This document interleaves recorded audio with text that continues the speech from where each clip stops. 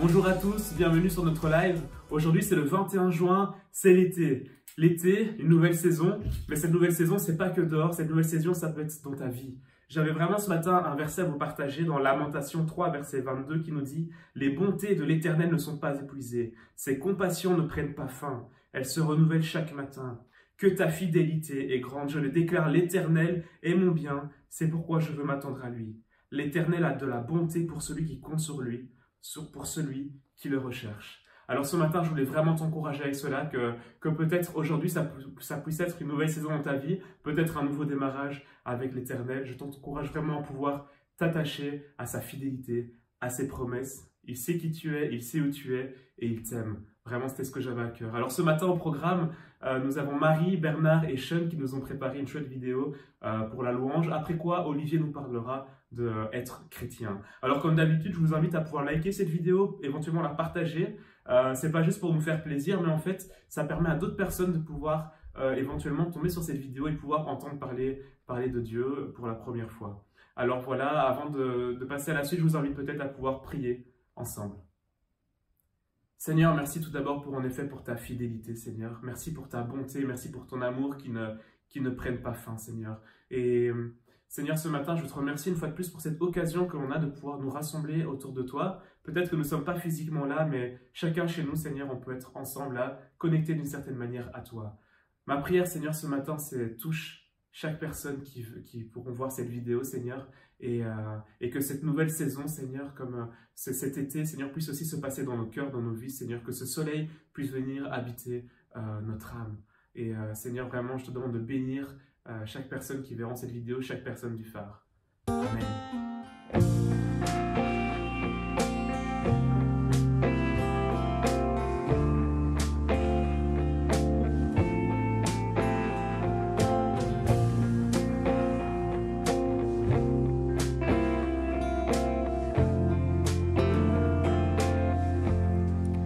Comment expliquer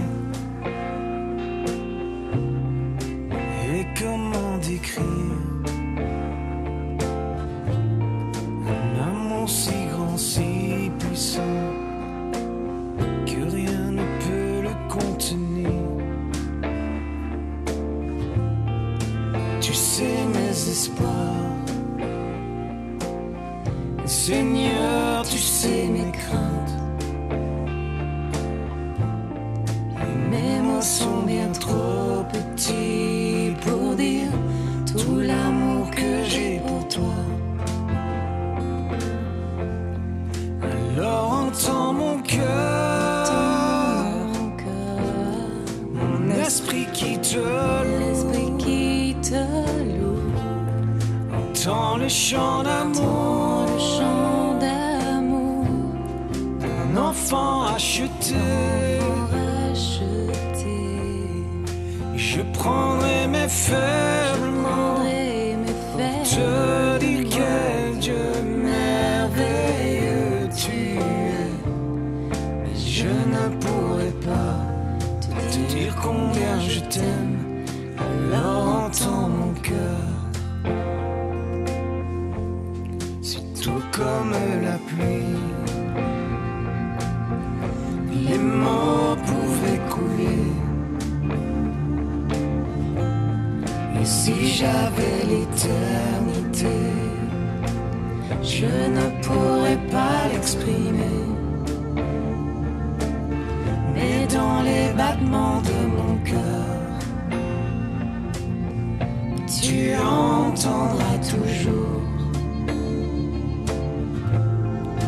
Merci pour la vie, pour la vérité et pour le chemin. Alors entends mon cœur, mon esprit qui te loue. Entends le chant d'amour d'un enfant racheté. Je prendrai mes faibles mots pour te dire quel Dieu merveilleux tu es. Mais je ne pourrai pas te dire dire combien je t'aime, alors entends mon cœur. Mais je ne pourrai pas te dire combien je t'aime, alors entends mon cœur.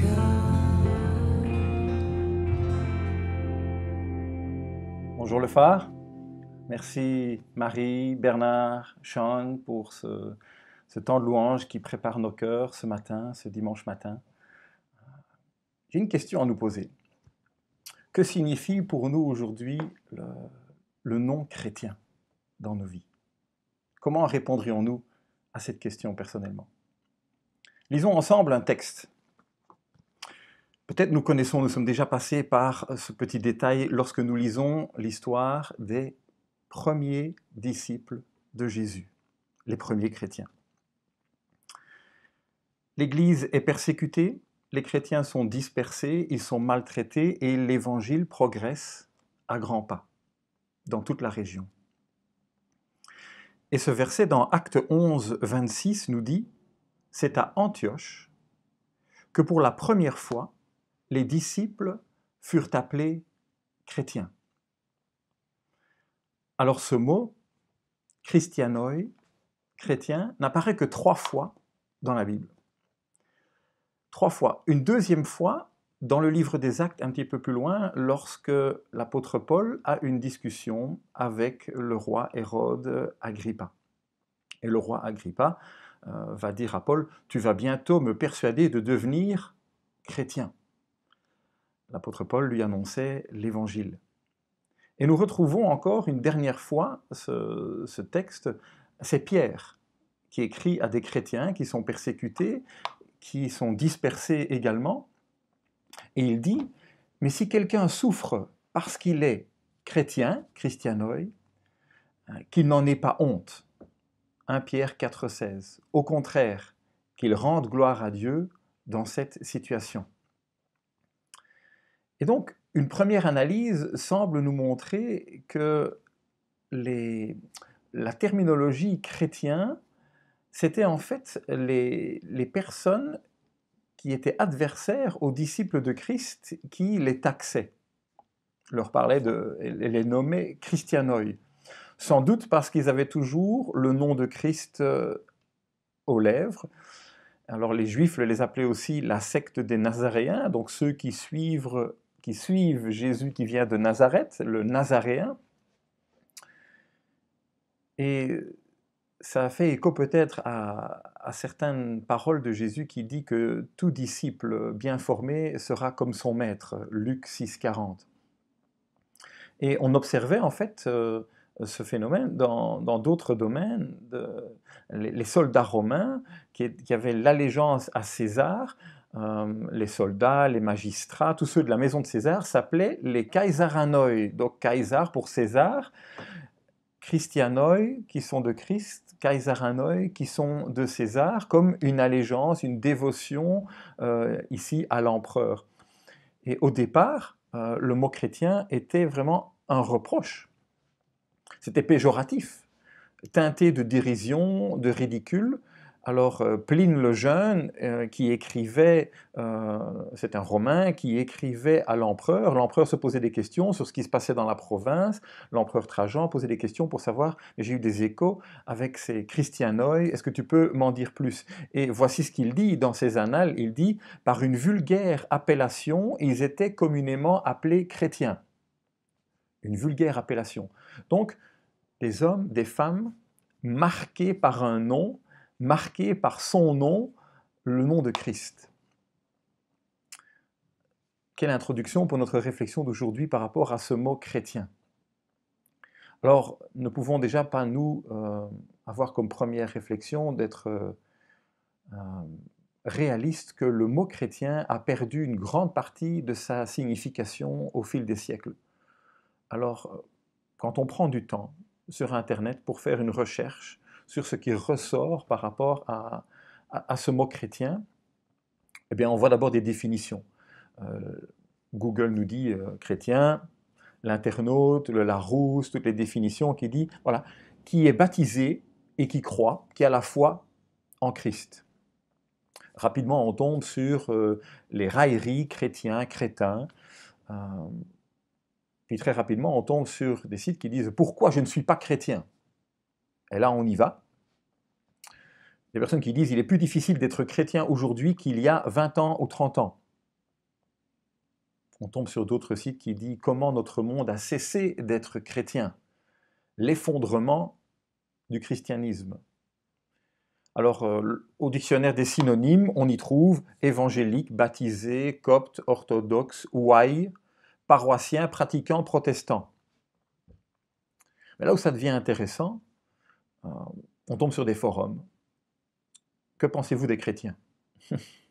Alors on y va. Qu'est-ce que nous disent ces forums? Que pensez-vous des chrétiens? Ils ont fait pas mal de conneries au fil des siècles, et ça, la masse ne peut pas l'oublier, sans compter que leurs dirigeants n'ont pas toujours été exemples du Christ, et que ces mêmes ont protégé des horreurs et le font encore. Oups, on ne va pas leur donner tort. Un grand sondage va dire les grandes trois qui ressortent d'un sondage par rapport aux chrétiens: anti-homosexuels, jugement, hypocrisie. On continue dans ces forums. Beaucoup de gens ont souffert, je les cite, des institutions chrétiennes, souvent des enfants qui portent des marques profondes, d'où la résistance, le dégoût, l'envie de se détourner totalement de la chrétienté. La personne dit « Pour moi, le message du Christ est autre ». C'est intéressant. Notons au passage que les croyants juifs se sont souvent irrités par rapport aux non-chrétiens. Et ils se dissocient de ce terme. Donc, les croyants, ceux qui acceptent le Christ, se dissocient du mot chrétien. Pourquoi? Parce que généralement, il est associé à la persécution que le christianisme a eue pendant la plupart des siècles, on dit 17 siècles au moins, à l'égard des Juifs. Une émotion vive qui demeure, et ils préfèrent être appelés des Juifs messianiques, qui suivent le Messie. Le Messie veut dire le Christ. Et donc il change le vocabulaire, à cause de l'histoire, à cause des marques de l'histoire. Une personne dans le forum dit « J'ajoute que de bons chrétiens, de vrais chrétiens, profonds et authentiques, même si imparfaits, ça existe. » Ouf, on respire. Et ils sont passionnants. Et parfois aussi très proches du cœur, dit cette personne. Une autre dit « La voie du Christ est tout simplement impossible à suivre et expose les fidèles à de l'hypocrisie permanente. » Et alors quelqu'un qui laisse un grand froid dans le forum et qui dit « Est-ce que le vrai chrétien veut bien se donner la peine de se lever ?» Point d'interrogation. Waouh! Ça fait beaucoup. Notre passage en Actes, c'est à Antioche pour la première fois que les disciples furent appelés chrétiens. Des disciples, un autre mot grec qui dit mathetes, qui apprend, qui adhère à un enseignement, qui est plus que simplement un élève, qui est intentionnel dans l'instruction et dans l'application de cette instruction. Jésus a dit, Jean 8, 31, « Si vous demeurez dans ma parole, vous êtes vraiment mes disciples. » Que recevons-nous comme enseignement ces derniers temps au phare? Yves nous conduit dans une série au cœur de la volonté de Dieu. Vous avez vu? Il faut passer, il avait un t-shirt, vous n'avez peut-être pas remarqué, un t-shirt Nike qui disait « Just do it ». Faites-le. C'est une question de mettre en pratique ce que nous avons compris. Quelle est la volonté de Dieu? Qu'est-ce que Dieu a à cœur? Qu'est-ce que je dois comprendre? Action. Just do it. Luc nous conduit dans une étude systématique, détaillée du sermon sur la montagne. Nous passons en revue toutes les paroles de Jésus, une par une. Écouter, entendre Jésus. 3 chapitres, Matthieu 5, 6, 7. On en a encore devant nous pour en entendre. Imaginons un instant ces personnes qui étaient là au sermon sur la montagne. Elles étaient aux premières loges. Le tout début du sermon, Matthieu 5, les 2 premiers versets, dit « À la vue de ces foules, Jésus monta sur la montagne, il s'assit, et ses disciples s'approchèrent de lui, puis il prit la parole pour les enseigner, et il dit » Et nous avons toutes ces paroles de Jésus en commençant par les béatitudes. Jésus vient nous parler du royaume de Dieu. Il invite à vivre et à prendre une direction différente pour ses auditeurs. Il nous parle de choses extraordinaires qui chauffent les oreilles. L'amour des ennemis, le pardon, la générosité, faire 1 kilomètre de plus avec des personnes qui nous en demandent beaucoup, tendre l'autre joue, etc. Nous pourrions continuer. Nous sommes dans ces études, ces enseignements. Nous avons déjà lu peut-être la Bible pour nous-mêmes. Il y a beaucoup de choses dans ce sermon sur la montagne. Le choc pour les auditeurs est vraiment perturbant. Un autre système de valeurs. Jésus redéfinit les choses. Et la fin du sermon sur la montagne, les tout derniers versets, nous dit Matthieu 7, 28-29, quand Jésus eut fini de prononcer ces paroles, les foules restèrent frappées par son enseignement, car il enseignait avec autorité, non comme les spécialistes de la loi. Alors Jésus sort de l'ombre, Jésus brille dans les ténèbres, et Matthieu nous invite à suivre Jésus. Alors d'abord, Jésus parle, Jésus donne l'enseignement, et puis on va voir comment Jésus agit, les actions après les paroles. Qu'est-ce qui se passe directement après le sermon sur la montagne? Juste après ces 3 chapitres. Jésus descend de la montagne. Ce bel endroit qu'on peut encore visiter aujourd'hui en Israël, le mont des Béatitudes, il descend vers le lac de Galilée, il se rend vers la ville de Capernaum après avoir guéri ce lépreux. Et que trouve-t-on au verset 5 du chapitre 8? Alors que Jésus entrait dans Capernaum, un officier romain l'aborda et le supplia. Waouh! Alors là, on a envie de dire oups. Jésus arrive dans cette ville de Capernaum et c'est la rencontre avec un centurion romain. Alors je ne sais pas si on imagine, mais pour les Juifs, c'était pénible, les Romains. Les Romains qui exerçaient le pouvoir, un pouvoir dur sur eux, 100 ans plus tôt, un de leurs leaders, Pompée, est arrivé à Jérusalem pour mener les guerres de Rome par rapport à des rébellions de groupements juifs, et il est rentré dans le lieu très saint où uniquement le grand prêtre pouvait venir. Enfin, c'était un scandale.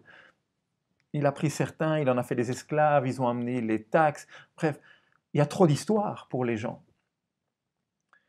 Et ici, c'est un centurion qui vient vers Jésus. Un centurion, un chef d'une centaine de personnes. Ce n'est pas un petit Romain. C'est quelqu'un qui a probablement du sang sur les mains, quelqu'un qui a connu des batailles. L'oppresseur vient vers Jésus. Et la foule va se demander, mais qu'est-ce qui va se passer? Qu'est-ce que Jésus va faire? Jésus avait aussi toutes les raisons peut-être de le détester. À cause de l'occupant romain, Jésus, depuis son enfance, avait dû fuir le pays.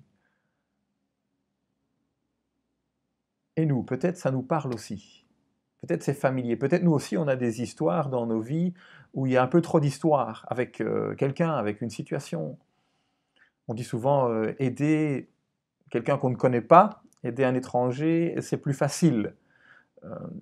Mais aider quelqu'un qui nous fait souffrir, avec qui il y a une histoire trop lourde, quelqu'un qui t'a blessé, ça c'est peut-être trop. Et le centurion va demander de l'aide pour un de ses serviteurs qui souffre, nous dit le texte. Et on entend peut-être les bruits des auditeurs, la foule qui suit Jésus et qui est là, qui assiste à tout ça, qui dit « Mais nous aussi on souffre à cause de vous les Romains ». Qu'est-ce que Jésus va faire? Qu'est-ce que nous ferions? Parce qu'il faut décider. Suivre Jésus ou simplement être, on va dire, chrétien de nom. D'autres paroles de Jésus viennent peut-être faire écho dans un moment comme celui-là. Luc 6, 33 qui dit « Si vous faites du bien à ceux qui vous font du bien. Quelle estime en avez-vous? Les pécheurs aussi agissent de même. Et peut-être on va dire que Jésus ici va perdre une partie de la foule, une partie de l'auditoire. Sa réputation va être entachée. Mais il vient montrer un chemin neuf, le chemin du royaume de Dieu, un regard neuf sur des valeurs inversées de comment les choses fonctionnent lorsque Dieu est roi. Le royaume de Dieu. Et on pourrait dire que l'aide que Jésus va amener au centurion, parce qu'il va l'aider, devient une illustration d'un ou plusieurs des points dont Jésus a parlé sur le sermon sur la montagne. Il y a les paroles, et puis il y a l'action. On voit Jésus. On voit ce que veut dire suivre Jésus, agir comme lui agit. Jésus attend, il s'attend à ce que nous fassions du bien à ceux qui nous ont fait du mal, à ceux qui ne nous aiment pas. Et donc on va dire, c'est plus facile d'être chrétien que de suivre Jésus. Il est plus facile à faire du bien, parce que c'est l'exemple dont nous parlons aujourd'hui ici, à des gens qui nous ressemblent, qui pensent, qui vivent comme nous, ou qui sont du même avis que nous. Mais nous ne devons pas oublier que nous étions tous des centurions. Romains 5,8 nous dit « Mais voici comment Dieu prouve son amour envers nous. Alors que nous étions encore des pécheurs, Christ est mort pour nous. » Nous sommes tous pécheurs. Christ est mort pour nous. On pourrait remplacer le mot pécheur par centurion. Nous étions tous des centurions. Et nous voyons ici comment Dieu voit les choses. Et si être chrétien, ça se limite juste à de bonnes croyances, ce que nous croyons, nous n'agirons pas. Nous ne réagirons pas. Jésus clôture le sermon sur la montagne aussi en disant « Toute personne qui entend ces paroles, mais qui ne les met pas en pratique, il ressemble à un fou qui construit sa maison sur le sable. » Donc Jésus nous avertit que le suivre, être un de ses disciples, marcher à sa suite, accueillir son enseignement et le mettre en pratique, c'est le mettre en pratique, justement. Les hommes et les femmes qui feront une différence dans ce monde ne sont pas ceux et celles qui vont simplement avoir les bonnes croyances, mais ceux qui vont agir et ceux qui vont réagir quand c'est juste et quand ça coûte peut-être aussi. Cette semaine, j'ai eu l'occasion d'avoir une conversation avec une dame qui lit la Bible avec nous. Et après avoir lu la Bible ensemble, on s'est mis un peu sur le côté et on a eu une discussion. Et elle me partageait, elle est infirmière, elle me partageait qu'elle était choquée pendant cette période du Covid en tant qu'infirmière. Elle a des collègues qui se disent chrétiens. Mais pendant cette crise, elle a vu des collègues prendre des décisions, dire des choses, en l'occurrence par rapport à des personnes plus âgées, mourantes, qui étaient scandaleuses, inacceptables. On a vu de bonnes choses au journal télévisé, le travail des infirmières est extraordinaire, magnifique. Et on vit dans un monde où il y a aussi des zones d'ombre, des choses qui sont peut-être moins dites. Mais lorsqu'on discute avec quelqu'un qui est en première loge, et qui vit des choses, et qui voit et qui entend des choses, et là où c'était choquant, c'est des personnes qui disent avoir la foi, mais qui dans les actes posent des actes ou disent des choses qui sont l'inverse de ce qu'ils disent être. Et ça, c'est choquant. Et elle dit, je voyais l'œuvre du mal dans tout cela. Et c'était insupportable. Elle a vu des collègues à elle être rejetés par leur mari, qui ne voulait plus la voir dans la maison de peur du Covid, des attitudes dures, méchantes. Tout ça la blessait et lui faisait réfléchir à Il y a une différence entre dire d'être chrétien et vivre la foi chrétienne. Suivre Jésus vraiment dans les paroles et dans tout ce que cela veut dire. C'est le cœur même de notre réflexion d'aujourd'hui. Et donc nous sommes invités peut-être à redéfinir notre vocabulaire, non pas à bannir le mot chrétien, comme certains l'ont fait, mais peut-être à redéfinir et à nous-mêmes agir autrement. Redéfinir le mot chrétien à la lumière des Écritures, des hommes et des femmes qui entendent les instructions de Jésus, qui les suivent courageusement, qui les accueillent, qui lui obéissent, qui les mettent en pratique et qui portent du fruit. C'était le thème. Vous savez, nous lisons l'évangile de Marc au puits à Nivelles le mercredi soir, et dernièrement, nous lisions le chapitre 4, les 4 terrains. Ceux qui entendent, la parole est semée, et elle tombe dans des terrains différents. Et tout est question d'entendre et d'accueillir pour ensuite porter du fruit. Ce n'est pas juste une question d'entendre. Les parents demandent à leurs enfants, est-ce que tu m'as entendu pour certaines choses? Mais la question c'est, on voit qu'ils ont entendu lorsqu'ils ont fait ce que nous avons demandé, ce que nous souhaitons qu'ils fassent. Ça peut être ranger leur chambre ou quoi que ce soit. Entendre. Entendre, nous entendons tous. Pour Jésus, suivre Jésus, ce n'est pas juste entendre. C'est accueillir en profondeur et porter du fruit. Nous sommes tous à la même école du Christ et nous sommes tous défiés par ses paroles et nous sommes invités à suivre l'exemple de ceux qui l'ont suivi avant nous. Mon encouragement pour vous, pour moi, c'est ensemble aujourd'hui. Étonnons notre monde qui nous entoure. Jésus n'a pas appelé les gens à être des chrétiens, mais à le suivre. Action, réaction. J'ai 2 questions pertinentes pour vous avant de clôturer, pour moi aussi. Sur une échelle de 1 à 10,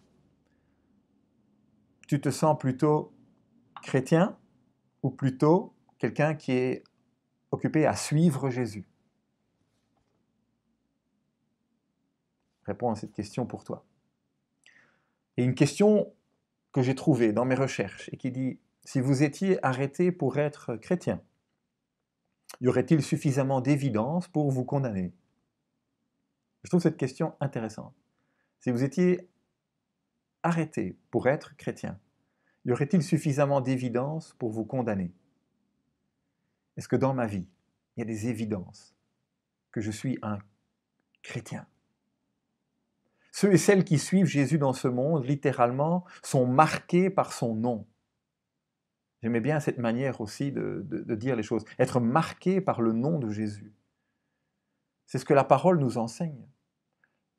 Ceux qui ont été nommés les premiers chrétiens à Antioche, ils ont été marqués par le nom, même s'ils étaient critiqués, parce qu'ils ressemblaient au Christ dans tout ce qu'ils faisaient. Et notre monde attend qu'ils se lèvent, ces vrais chrétiens, comme nous disait cet homme dans ce forum. Où sont-ils qu'ils se lèvent? Le monde attend que les vrais chrétiens se lèvent, que des hommes et des femmes qui démontrent par leurs actions qu'ils suivent Jésus. Et peut-être ça va leur en coûter.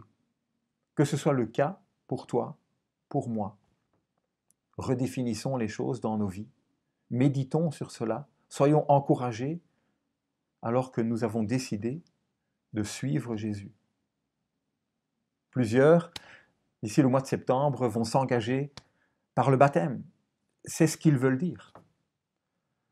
Vous qui décidez de vous faire baptiser, vous qui avez déjà été baptisé, ce n'est pas juste un acte comme ça pour dire « voilà, je suis chrétien, j'ai été baptisé », comme le définit le Larousse.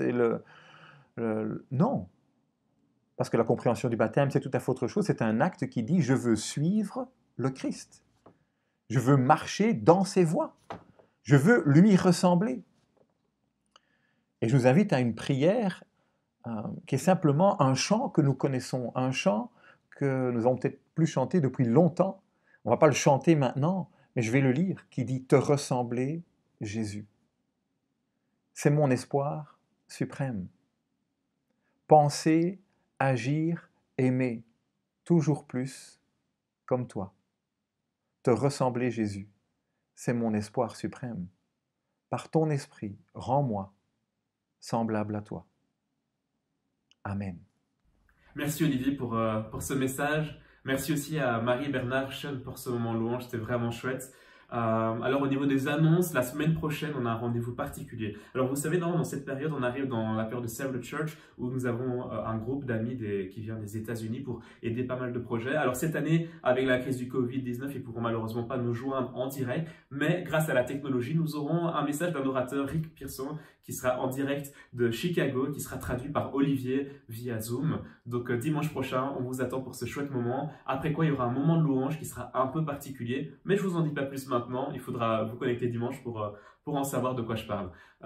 Juste après le culte de dimanche prochain, il y aura un Zoom pour les membres, donc une réunion de membres. Donc si vous êtes membre, soyez connectés à ce moment, vous aurez le lien qui sera envoyé dans vos mails. On va discuter du projet bâtiment. On arrive vraiment à un carrefour où maintenant on doit pouvoir prendre des décisions ensemble, donc soyez connectés. Si par hasard vous avez des difficultés pour vous connecter à Zoom, on vous invite à peut-être pouvoir contacter d'autres membres du phare pour pouvoir peut-être vous déplacer chez eux pour vivre ce moment. Alors, rappel aussi, on vous a envoyé un sondage si vous êtes habitué à vous joindre à nous au phare, donc pas seulement aux membres. C'est un sondage qui nous permet de pouvoir évaluer un peu les fréquentations des personnes cet été à l'église, car suite aux consignes du CNS, on doit un peu faire attention à la façon dont on veut organiser le culte, et c'est vraiment pour l'instant c'est très très strict, donc on essaie de voir ce que l'on peut faire en fonction du nombre de personnes qui seraient intéressées à nous rejoindre, et on espère que d'ici là, le prochain CNS nous permettra d'avoir des conditions de culte un peu plus light, je dirais, que celles qui nous sont imposées maintenant, donc on a vraiment hâte vraiment de pouvoir vous revoir. Ensuite, bloquer une date. Vous savez, Joël et Denise vont malheureusement nous quitter, ils vont rejoindre leur pays natal qui est les États-Unis, mais avant ça, on va pouvoir se réunir tous ensemble. Ça va se passer le 26 septembre à Jette. Ça va être une chouette fête où on pourra vraiment partager un bon dernier moment ensemble. Donc bloquez cette date dans vos agendas, le 26 septembre 2020 à la communauté chrétienne de Jette. Enfin, comme d'habitude, à 18 h, on vous attend sur Zoom pour passer un chouette moment. Denise, justement, nous partagera le moment de Souviens-toi de la Sainte Seine. Donc, préparez peut-être des aliments pour vivre ce moment de chez vous. Alors voilà, c'est tout. Passez un bon dimanche et restez encore connectés pour les sujets de prière. Salut!